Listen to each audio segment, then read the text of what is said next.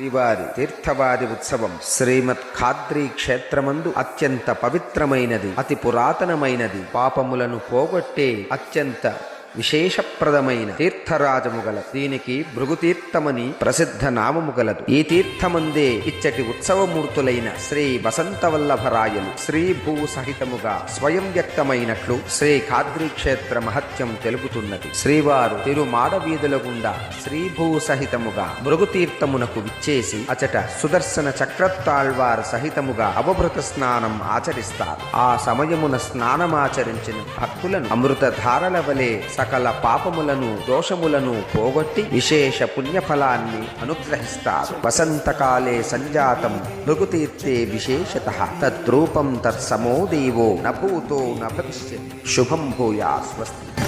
చక్రస్నానం విదే Chakradhari, చక్రస్నానం విదే Chakradhari, చక్రస్నానం విదే Chakradhari, చక్రస్నానం విదే.